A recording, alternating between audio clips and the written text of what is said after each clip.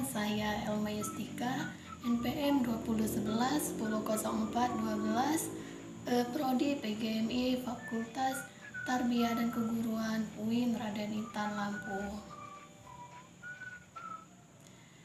Nah, sebelum kita memulai pembelajaran kita pada pagi hari ini, hendaknya untuk ketua kelas memimpin doa terlebih dahulu.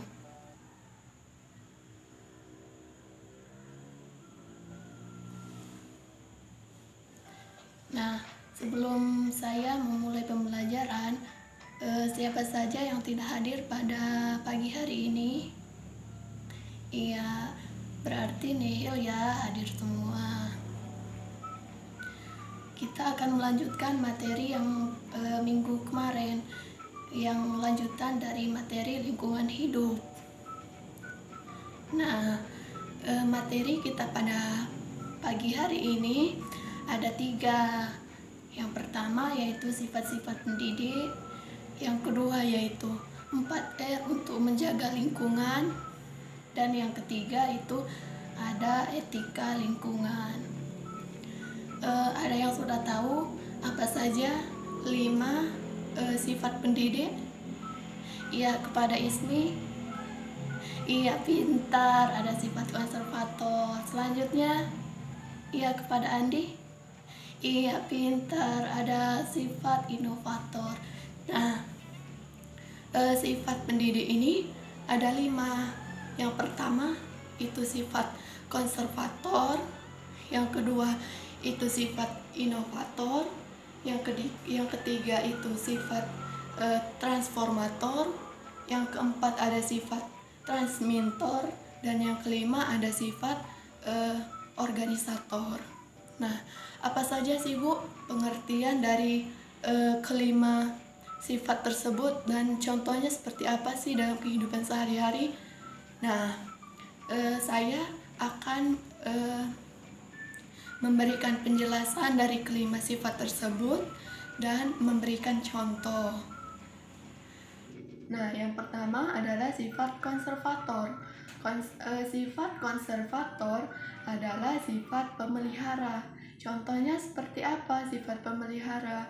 Contohnya, kita memelihara lingkungan sekitar kita, yakni tidak dengan membuang sampah sembarangan, dengan kita menanam pohon. Nah, sifat pemelihara ini dapat kita terapkan dari ruang lingkup terkecil, yakni ruang lingkup keluarga, lalu ke ruang lingkup sekolah, lalu ke ruang lingkup masyarakat.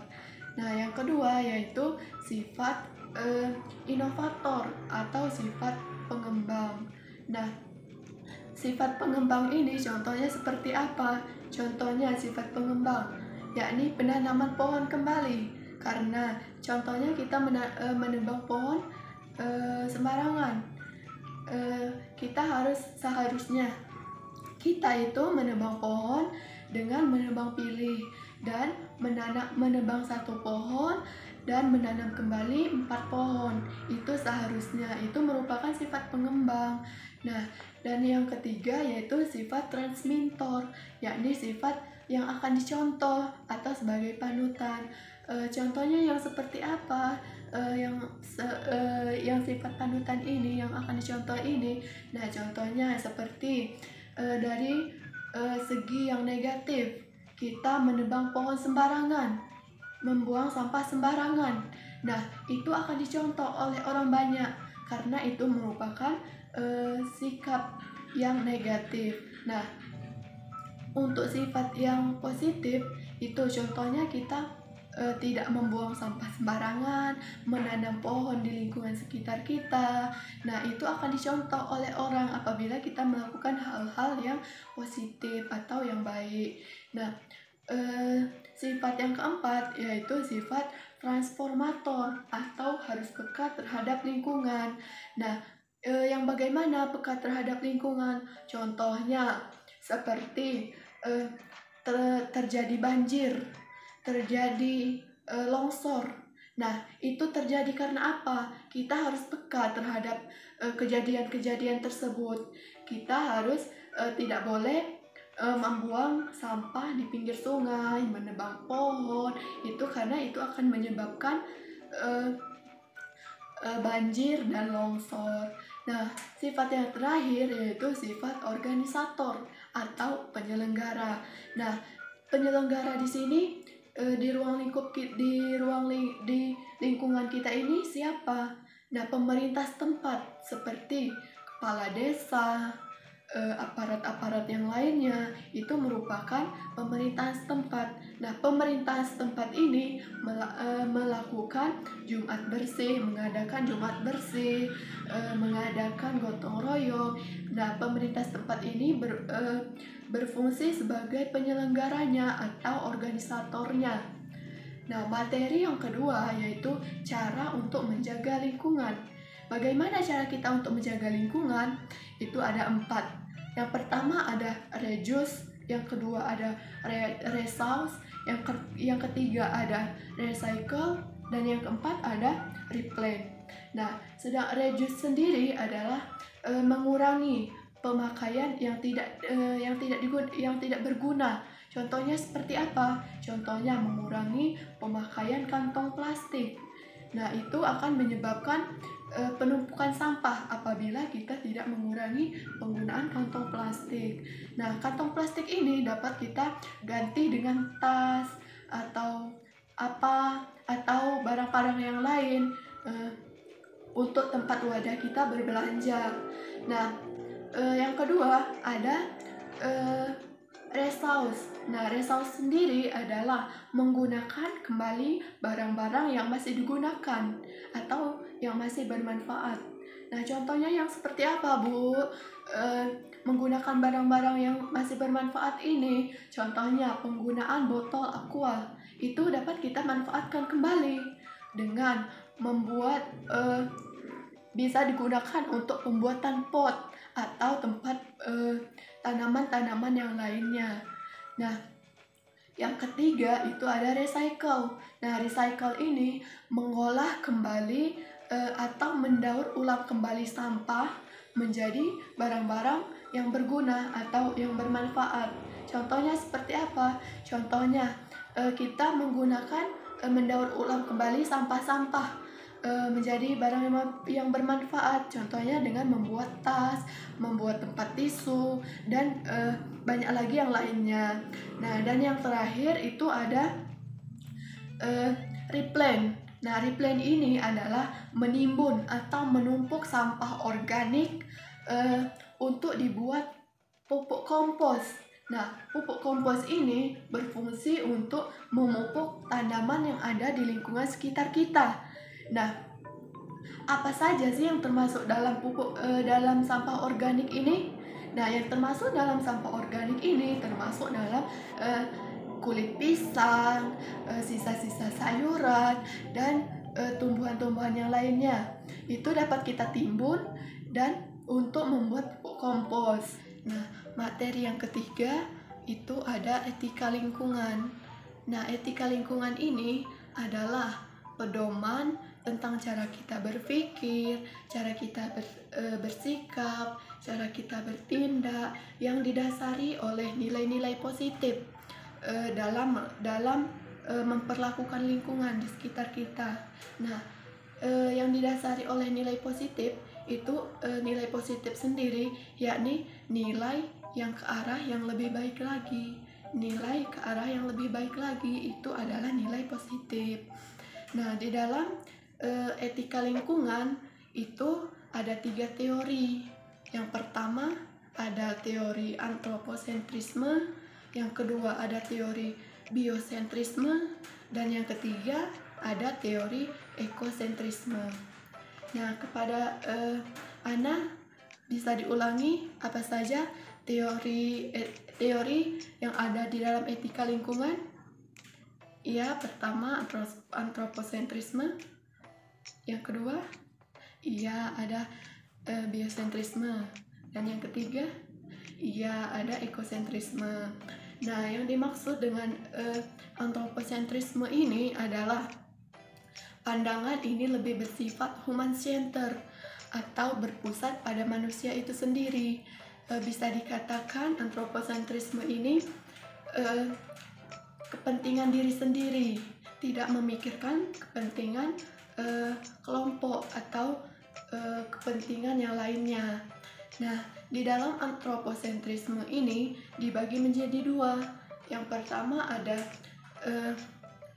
egosentrisme, yang kedua ada homosentrisme.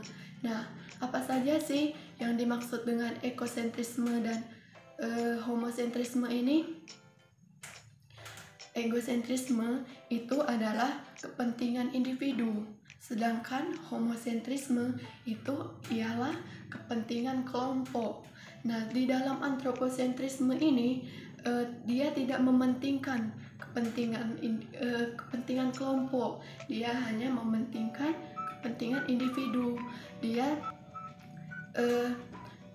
bisa dikatakan dia hanya mementingkan kepentingan diri sendiri.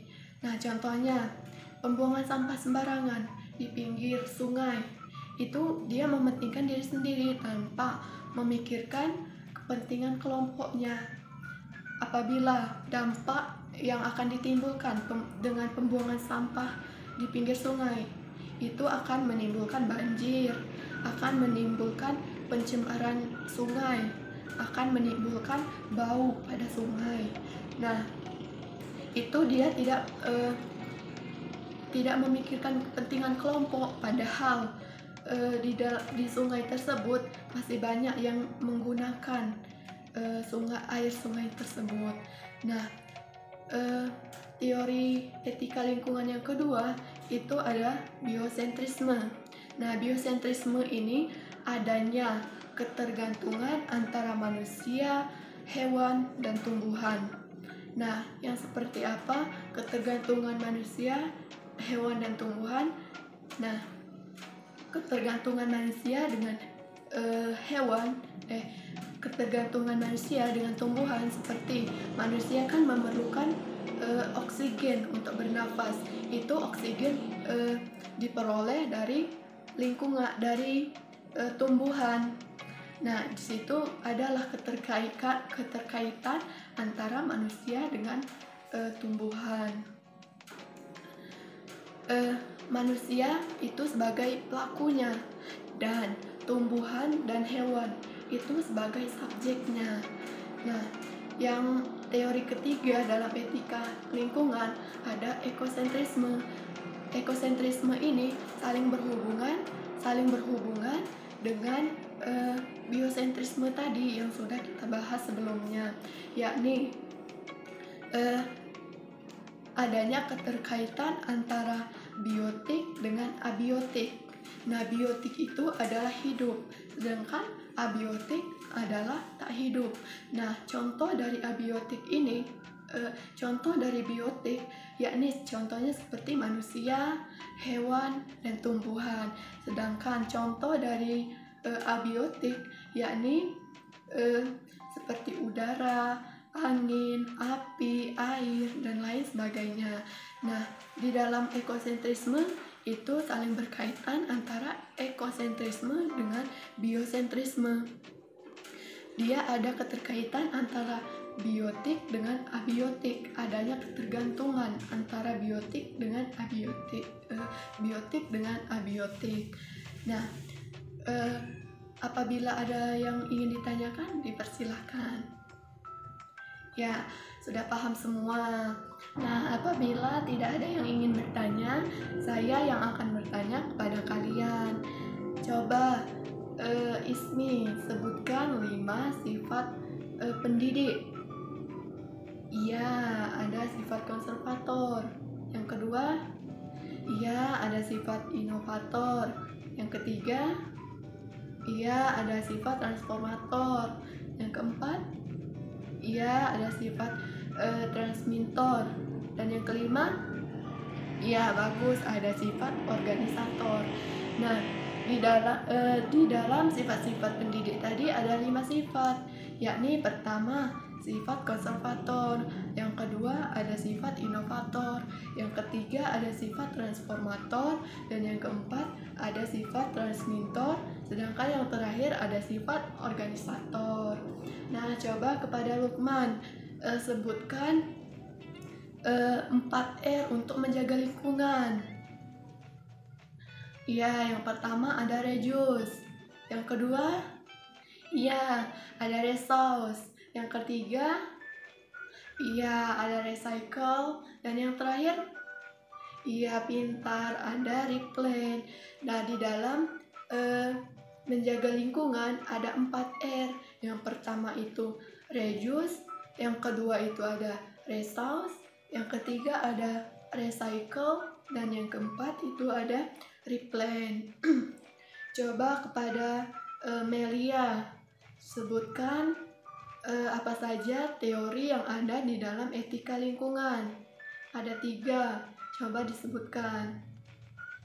Iya, yang pertama ada antroposentrisme, yang kedua ada biosentrisme, yang ketiga ada ekosentrisme. Ekosentrisme dan biosentrisme ini saling berkaitan. Nah, dari pembelajaran kita pada pagi hari ini, sifat-sifat pendidik itu ada 5. Yang pertama itu ada sifat konservator, yang kedua itu ada sifat inovator, transmitter, transformator, dan organisator. Nah, sedangkan untuk menjaga lingkungan ada 4 R. Yang pertama yaitu reduce, yang kedua resource, ketiga replan, keempat recycle. Di dalam etika lingkungan itu ada 3 teori etika lingkungan. Yang pertama ada antroposentrisme. Di dalam ruang lingkup antroposentrisme ini ada 2, yakni egosentrisme dan homosentrisme. Nah, materi yang kedua dalam etika lingkungan ada biosentrisme, dan yang terakhir ada ekosentrisme. Nah, apakah sudah paham semua pembelajaran kita pada pagi hari ini? Iya, alhamdulillah kalau sudah paham semua. Untuk mengakhiri pembelajaran kita pada pagi hari ini, silakan kepada yang ingin bertanya. Tadi tidak ada ya, tidak ada. Saya akhiri untuk pembelajaran kita pada pagi hari ini. Wassalamualaikum warahmatullahi wabarakatuh.